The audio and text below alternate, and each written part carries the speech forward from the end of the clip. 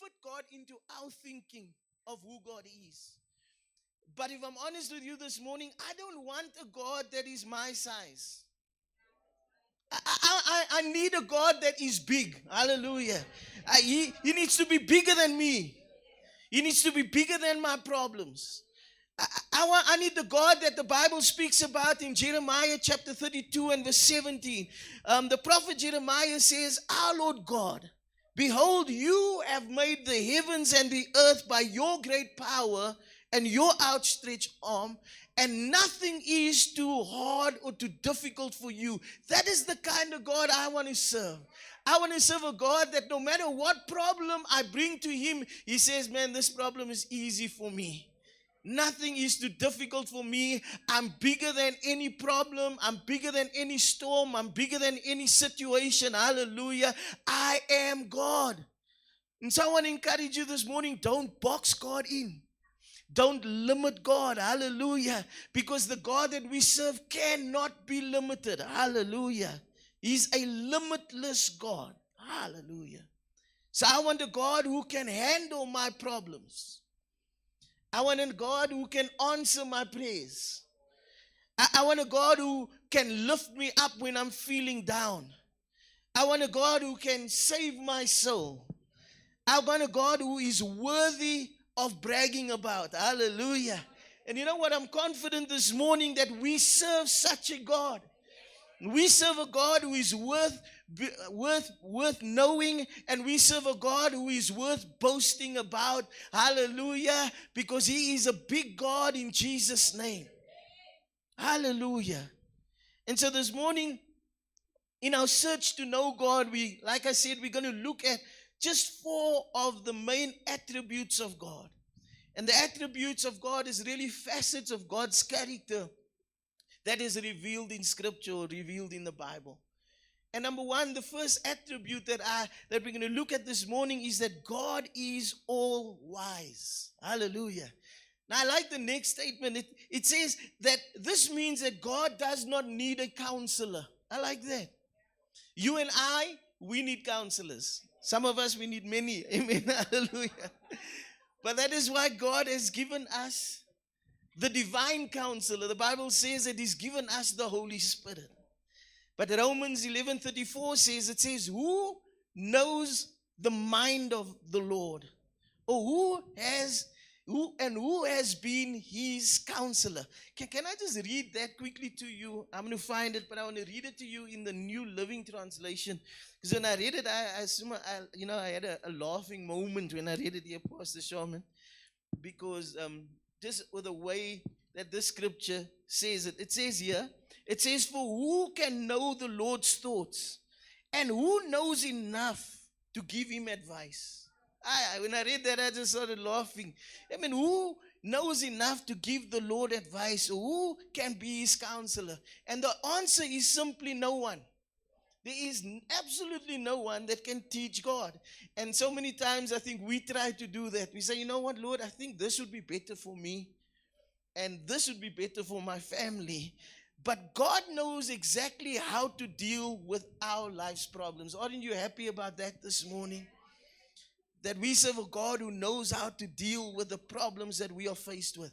And I want to say this because I really want to try and make the teaching this morning very practical, because many times we use all of these words and we think, yo, Lord, and this is what we get taught in Bible school and things, but it's real life. And I want to encourage you, there is absolutely no problem that you have that God cannot fix. And sometimes we get so overwhelmed by the problems of life. And I've been there. It's been this, I don't know. This has been a hard start to the year for me personally. But the reality is, no matter how overwhelmed we feel, we can go to God, and we must go to God. And God has the ability to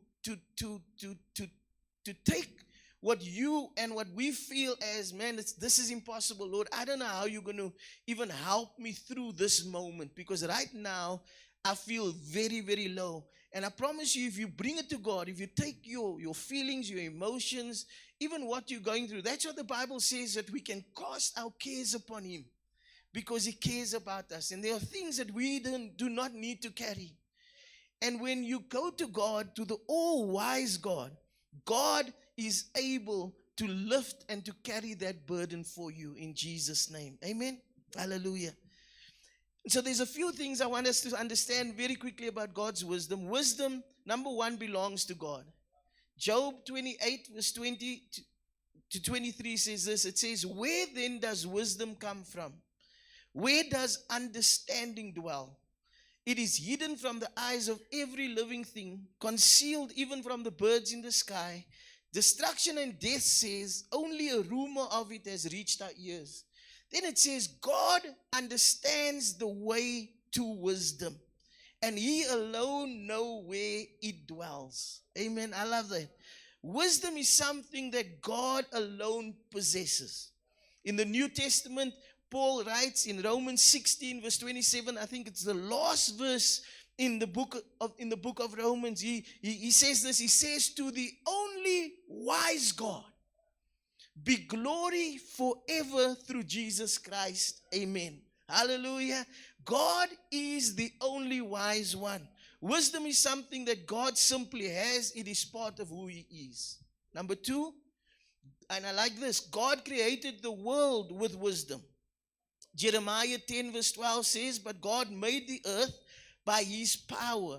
He founded the world by His wisdom, and He stretched out the heavens by His understanding. Amen. When God made the world, He made it with His wisdom. And this means that the universe reflects God's wisdom. Psalm 19 says, the heavens declare the glory of the Lord.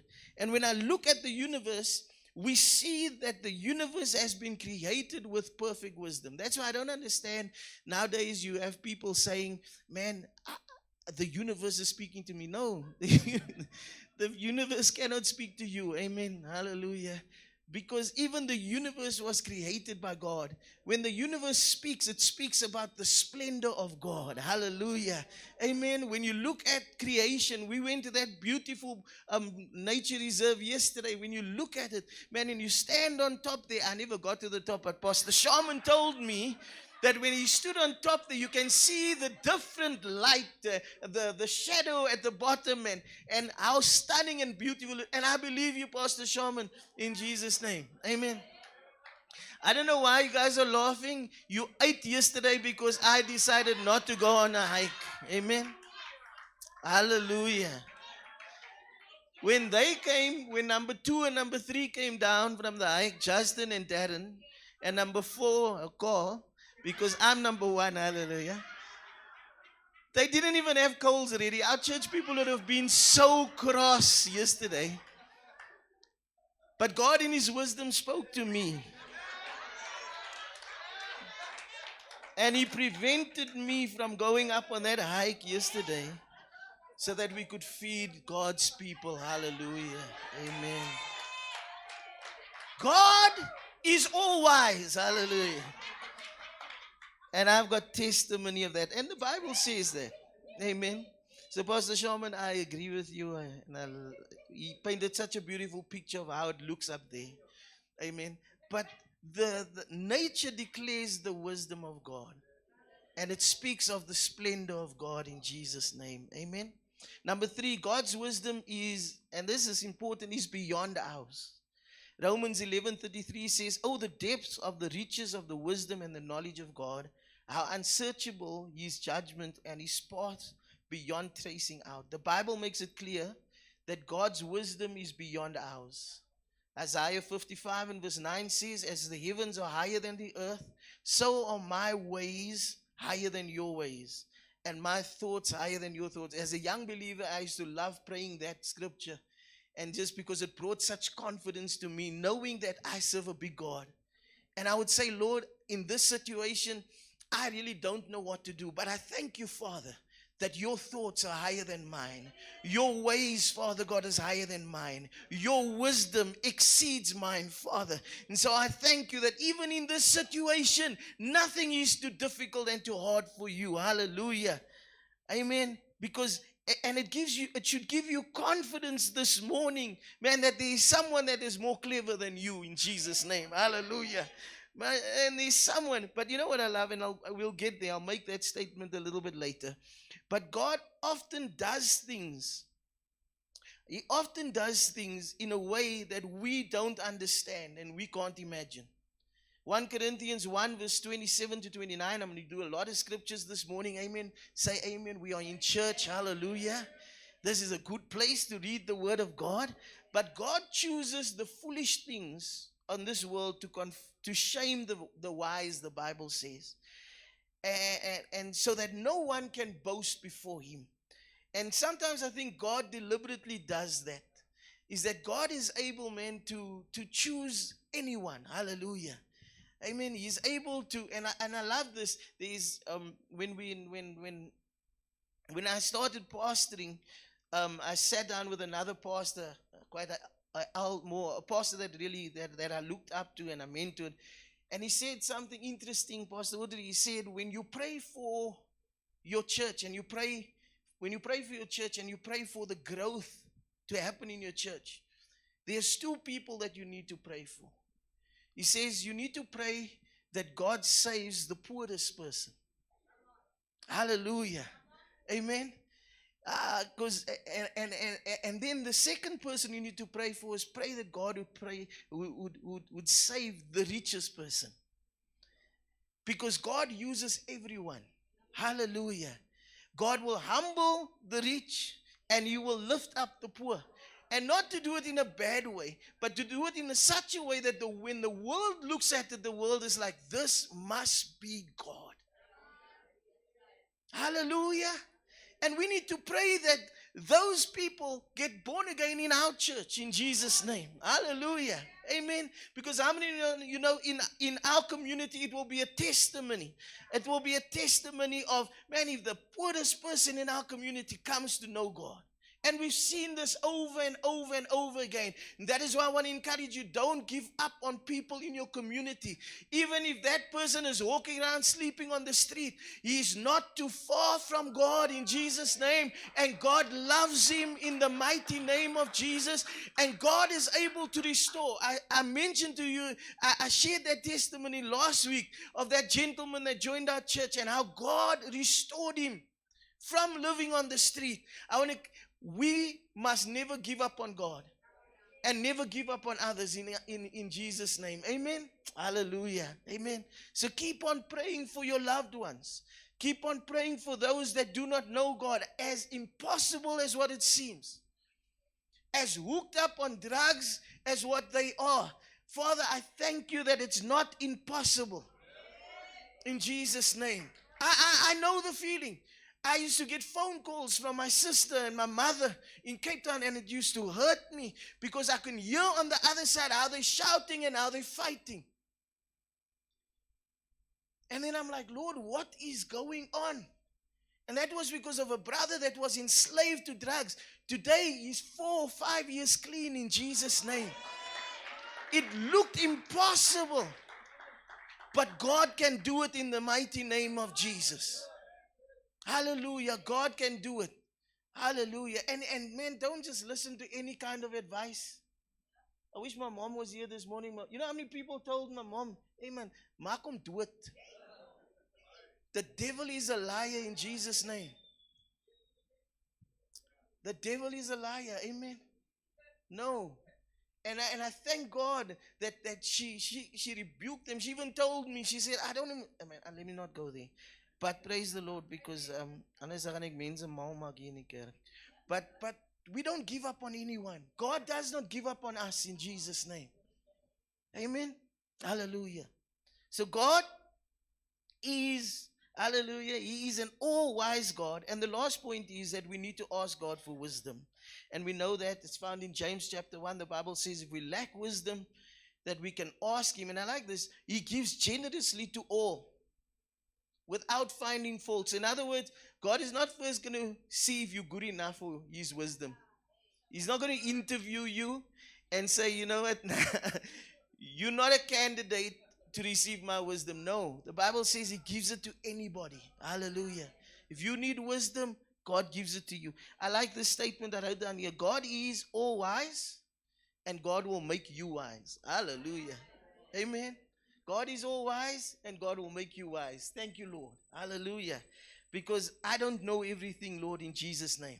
And I'm amazed at how many times I've had to make decisions in life where I was like, Lord, I don't know if this is going to be the right decision.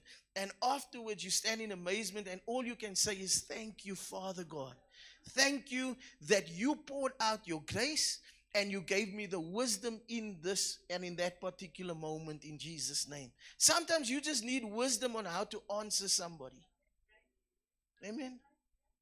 Sometimes you just need that wisdom. Lord, how do I respond to this situation? I mean, I don't know if it's a few months ago, whatever, but there was an urgent request to counsel somebody. And I went and I met with the person, and the honest truth is, when I listened to the life story, I was like, Lord, what do I say? How do I respond to this? Because I've never heard a story that was, and I've heard a lot, but this was like, yo, man, if you can think of almost anything that can hit somebody in life, it was this person. And I just sat there and I said, Lord, you need to speak, and you need to give wisdom in this moment. And I didn't say much. I encouraged, but then we prayed. Hallelujah. And the voice note the next day was, Pastor, it was the first time I slept in months. I've been so consumed and worried about life that at 2 o'clock every morning for the last few months, I've been up worrying. But thank God, hallelujah. And amen. And that's the wisdom of God. That is when you plug into God and you say, Lord, I really don't know. But you know, you made him and you formed him. And he's reaching out, not just to a pastor, he's reaching out to you, Father. So please speak to him. And I want you to know, and that's how you need to handle your children as well. Amen. Many times things happen at home, or they do something, and sometimes our first response is, and I like what Uncle Jimmy did yesterday, his first response was fivefold ministry on his grandson. But that works, hallelujah. But there are times where that's how we want to respond, and then the wisdom of God comes. And then God says, just slow down. And sometimes it even means say nothing. And then I'll go to Pastor Jen and we say, let's not say anything now. Because I don't think even what happened requires a response. How many of you know that's the wisdom of God? And then God breaks through. Hallelujah. Amen. In Jesus' name. Amen. Sometimes, let's not go there. We don't need to go there this morning. Amen. So number one, God is all wise. And number two, God is all knowing. He's omniscient. The word omni means all, and Scient means knowing. So God is all knowing. Amen. And when we understand that God is all knowing, it should also give us confidence, and it also should give us a lot of peace, especially when we go through trials and when we go through hard times, because God knows it all. Isaiah 46 and verse 10 says, he says, I make known the end from the beginning, from ancient times, what is still to come. Because how many of you know God is beyond, and this is something that I struggle with in my mind, that God is beyond the realm of time. And when you have teachers like Pastor Sharman and them that can teach on these kind of things, and I'm like, where are we going? But God, the reality is God can go, and this is why God is so awesome, is because even if there is something in your past that is still a hindrance in your life, God is able to go into your past. Hallelujah. Because God knows all things and God is not bound by time. He's able to go into your past and He's able to fix what has been broken in Jesus' name. Sometimes there are curses that come through the bloodline. Amen. But even that, God is able to go back and God is able to fix in the mighty name of Jesus. Hallelujah. Hallelujah. I remember listening to Bishop Duncan Williamson one day, and he was ministering on patterns in the bloodline. And he speaks about how this one gentleman came to the church, and he was 29 years old. And he came and he came up for prayer and he said, Bishop, please pray for me. He says, none of the men in our family get to the age of 30. They all die. So he prayed for the young man. Then he says, just give me a few days. And he went and he fasted and he prayed. And while he was fasting and praying, listen to what God does, because God knows all things. God shows the bishop that somebody in their bloodline, a gentleman in their bloodline, one of his, I think his grandfather or somebody raped a woman. And that woman spoke a curse over all the men in that family. And at the age of 30, they all die. Because that was when it happened to that man, when he did it. And it had nothing to do with him, but that curse was spoken and it was playing out in the bloodline. But the God who is all-knowing, hallelujah, was able to show it to somebody. They were able to fast and pray over it, and God was able to stop that curse, hallelujah, from continuing to manifest in the lives of those men. Amen. And so what I'm saying is God is amazing, because God can go back in time. So what I also want you to know is that even if you were hurt, and it happened 10, 15 years ago, and many times we walk with that hurt, bring that hurt to God this morning and say, Lord God, you're an all-knowing God. Father God, I ask that you heal me. And God is able to go back and bring healing to that situation in Jesus' name. Not only is God able to go back in time, and this, like I say, man, this is something that plays on my mind, but God is even able to go into your future. Hallelujah. And that is why we serve a God of hope this morning. Because that means it doesn't matter how hopeless your current situation might seem this morning. Amen.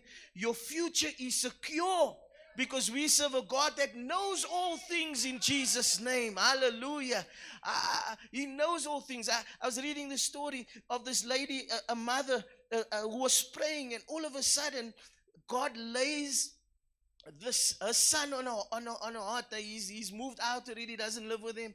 God lays him on her heart, and she starts praying for her son. And I'm going to preach on Psalm 91 next week. And she prays Psalm 91 over her son, and she says, Lord, please protect him.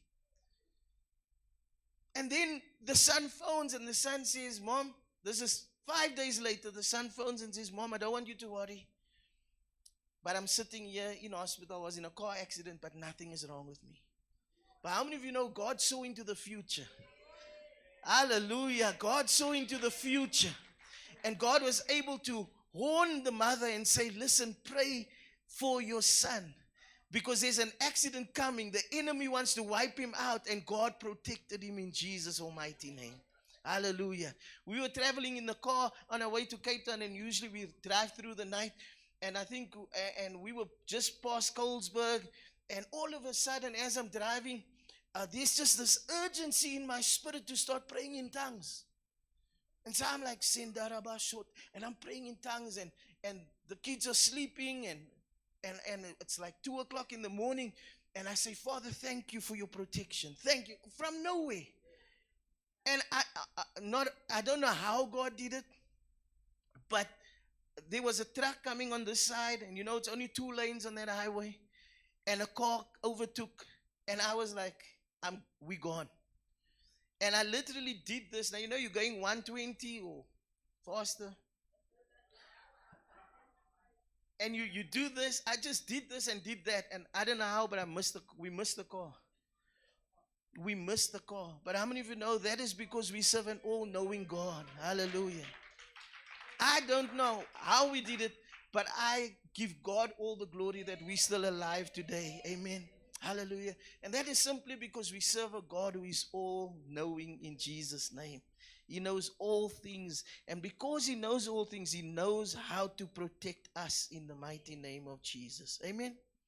Hallelujah. Amen and amen. And I am here. The other thing that I thought that was amazing is that if God is a God that is all-knowing and he knows everything about you and me, then God knows your shortcomings. He knows your shortcomings. And this is where I wanted to encourage you. Don't hide it from him because you can't. And that's the one thing that I love about the psalmist and I love about David. David wasn't scared to tell God how he feels. Men, if there are men in the house this morning, all the men say, "Who are?" Men, please, stop being so scared to go to God and say, "Lord, this is how I feel." No, you can go to God. And I want to encourage you, when you're feeling depressed and you're feeling down, go to God. I love that about David. David would go to God and he says, "Lord, it feels like my bed is floating in a river of tears. I am depressed. I am not well, Father God. Come and help me. Lift me up, Lord God." And then you'd go and he'd say, "Lord, because you did it to the children of Israel. You delivered them with an outstretched arm. Lord, I am being pursued by my enemy. And I don't know how to handle this situation." And God came through for him. Hallelujah. Amen. Even when the prophet Nathan went to him and he says, "Listen, you were naughty and you messed up," he runs to God and he says, Psalm 51, he says, "Create in me a clean heart, O Lord." He says, "Renew a steadfast spirit within me." He says, "Lord, I know that I messed up, but do not take your Holy Spirit from me." He says, "God, I can't do this. I messed up, but Lord, I'm coming to you with my mess. I'm coming to you with my shortcomings. And I'm asking you, Lord, to help me in Jesus' almighty name." Man, I messed up 6 love years, Father. Somebody died because of me. But Lord, I come to you and I say, "Father, don't take your joy from me." And how many of you know God restored him? And so God is an all-knowing God. Hallelujah, Natalie. He's all-knowing.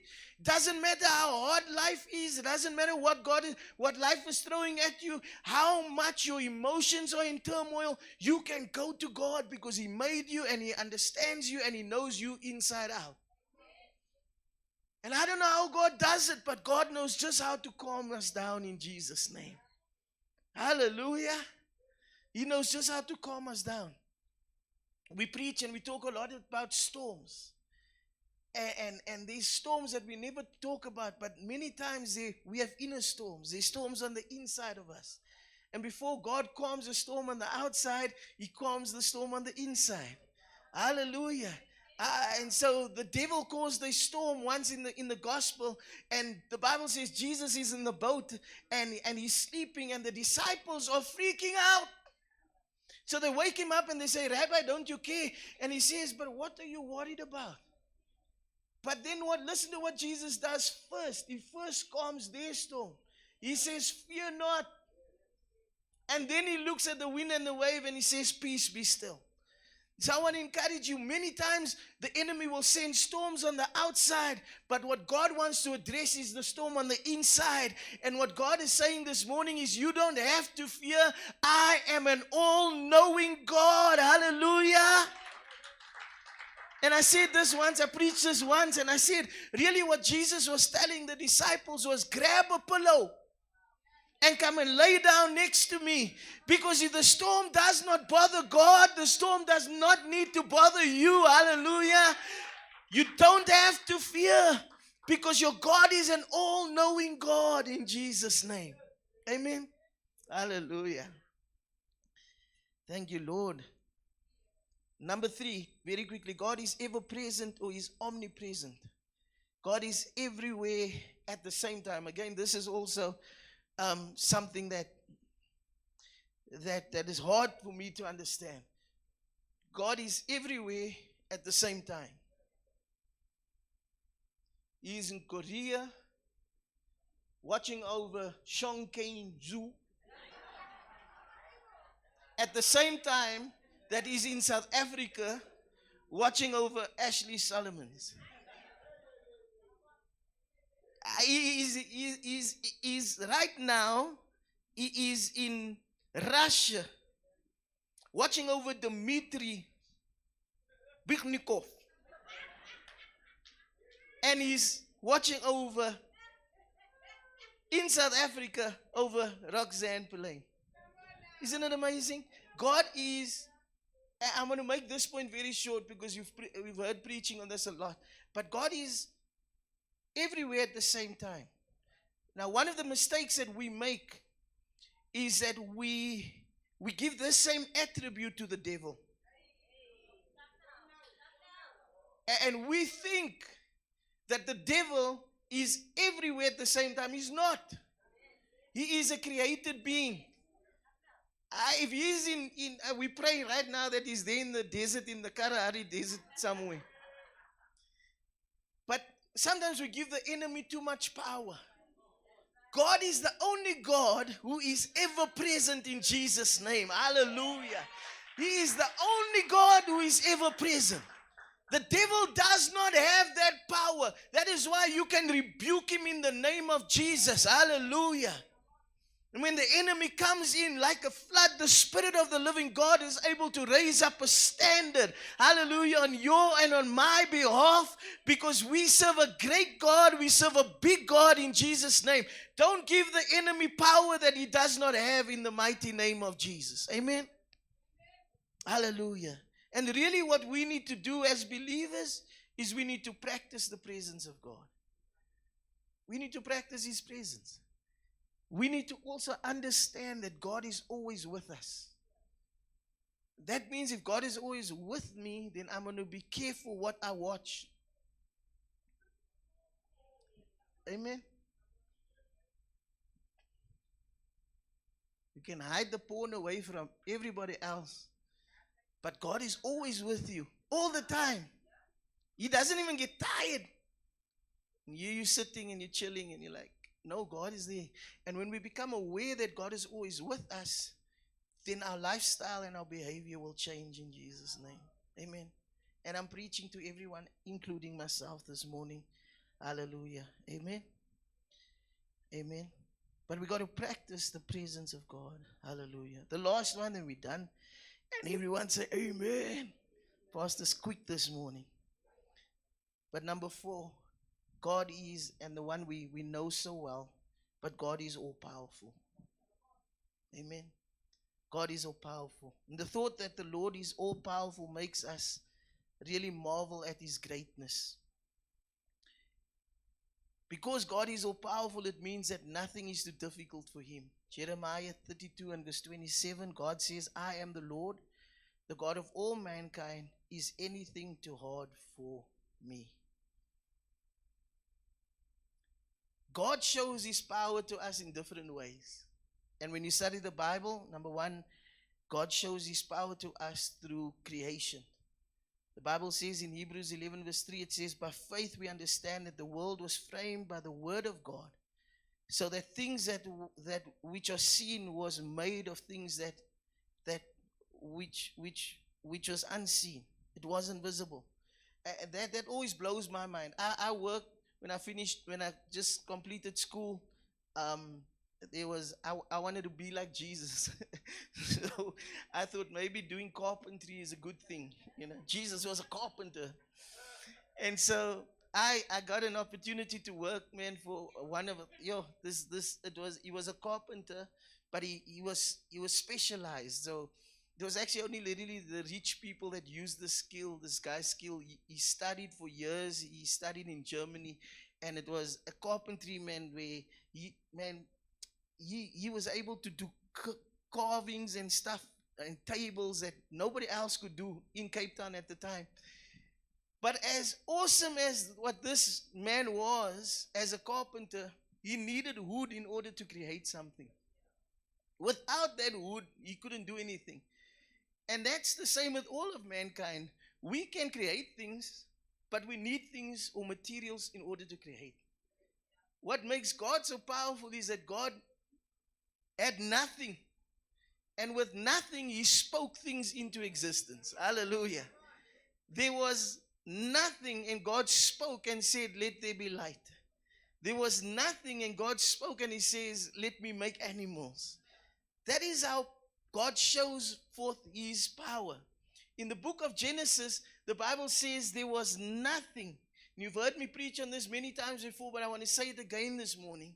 there was nothing on the earth. The earth was described as being in darkness, being empty, and being void. Hey? Empty, void, and darkness, and there's another thing. But it was in a mess. The earth was in a mess. And God, in that mess, is able to speak and bring things together. Hallelujah. You might be in a mess today, but we serve an all-powerful God. Hallelujah. And when God speaks, He's able to take chaos and He's able to bring order back. Hallelujah. That is why when your children is out of order, you can say, Father God, I need the power of God to be revealed in my family in Jesus' name. You walk around your house, you anoint your house, you anoint their rooms, you pray for them, and man, I'm telling you, the power of God will turn that mess around. God knows how. That is why God is not scared of your mess. Can I say that this morning? God is not scared of your mess. Maybe others are scared of your mess. They're tired of listening and hearing how messed up life is for you. God never gets tired, because even that mess, God knows how to sort it out. God is a God of order. Hallelujah. And so when God looked at the earth and it was in darkness, He spoke and He said, let there be light. Can I speak to you this morning and declare the same thing? Lord, let there be light today in the name of Jesus. In the midst of the darkness that you might be faced with, Father, let there be light in Jesus' name. Hallelujah. Come on. Amen. Hallelujah, because He shows forth His power when He created the world in Jesus' name. Another way, and we're going to end off with this, that God shows forth His power is in His ability to deliver you and me. Come on, man. Yes, God wants to show you how strong He is. God wants to show you how powerful He is. And when you study the Bible right through the Word, you will see how God shows forth His power with His ability to deliver. You don't believe me? Ask Moses. You don't believe me? Ask the children of Israel. God showed forth His power to Pharaoh and through a series of plagues. And Pharaoh had to let God's people go. Then they're traveling towards the Red Sea, and Pharaoh and his armies coming behind them, and it looked like they were going to die. And God says, I am an all-powerful God. There is no other God like me. And in that impossible situation, God delivers them. Hallelujah. He opens up, He stretched forth His mighty hand, and He opens up the Red Sea, and they're able to cross over on dry ground. Why? Because God is an all-powerful God. And God shows forth His power when He helps you, when He helps me, and God is still the same God. Joshua and the children of Israel, they're fighting against this enemy. And Joshua realizes, man, we're running out of time. So he goes to God and he says, Lord, man, you need to do something. And he prays and he says, Lord, let the sun stand still. And God, a God of power and might, the Bible says as soon as he prays that prayer, God says, sun, stand still. And how many of you know the sun stood still and God was able to deliver the enemy into Joshua's hands? I'm here to encourage someone this morning that we serve an all-powerful God, that nothing is too difficult for Him. And God wants to show forth His power to you and to your family in the way that He is able to deliver you, in the way that He's able to help you, in the way that He's able to aid you in Jesus' name. But you got to believe that the God that you serve is a powerful God. You got to believe this morning that God can do anything, that all power belongs to Him in Jesus' name.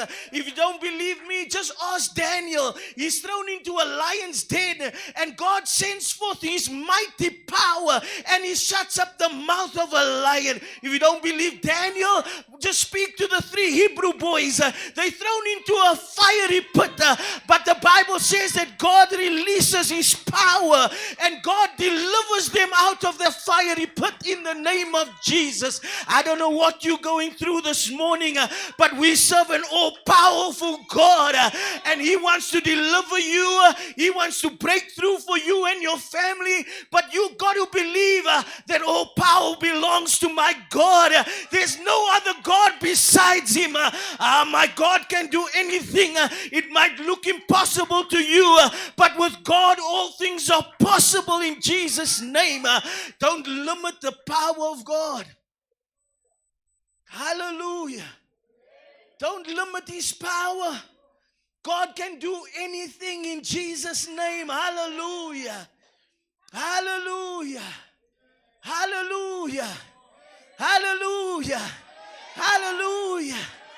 Hallelujah. You don't believe me? Ask Joshua. They crossed over into the promised land. There was Jericho, the walls of Jericho in front of them. Amen. Nobody has ever conquered Jericho. But when God stretched out his hand, all they needed to do was shout and blow a trumpet. And the walls came down in Jesus' name. We serve an all-powerful God this morning. Nothing is too difficult or too hard for him. That situation you're in, the storm you're going through, it is not too hard for God, because he's a God of might and he's a God of power. Late. Hallelujah. Hallelujah. Amen. In closing, one more time. This morning, God is all wise. God is all knowing. God is all present.